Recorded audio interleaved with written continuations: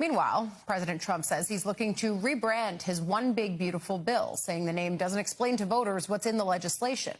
Trump, who persuaded Republicans to call the bill by that name, now says he wants to focus on the tax cuts inside of it. Last month, in a landmark achievement, I also proudly signed the largest working-class tax cuts in American history. So the bill that, I'm not going to use the term great, big, beautiful. That was good for getting it approved, but it's not good for explaining to people what it's all about. It's a massive tax cut for the middle class. It's a massive tax cut for jobs. And it's, I mean, think of it, no tax on tips, no tax on Social Security. So seniors, I don't know how you can vote for anybody else. And, just think of that, and no tax on overtime.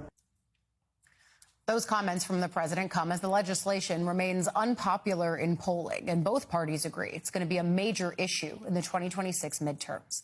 Joining us now, politics and policy reporter for Notice, Oriana Gonzalez. Oriana, what's in a name? Because this is truly what even Republicans have said. They feel that they're doing defense of a bill, that people don't know what's in it, and they want to tout the tax provisions, as the president's saying.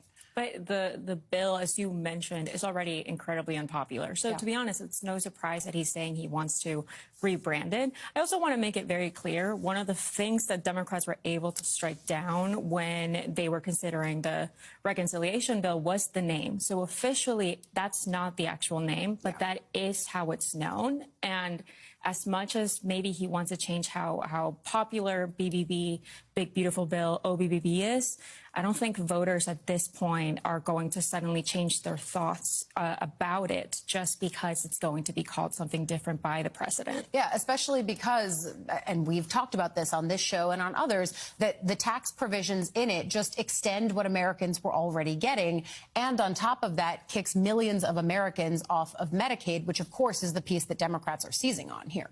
Absolutely. The relation is already there. Yeah. And so it's impossible for him to just kind of make people forget that just based on, OK, I'm just going to try to call it something different. The damage for Republicans has already been done. We can see it in the town halls ever since it passed.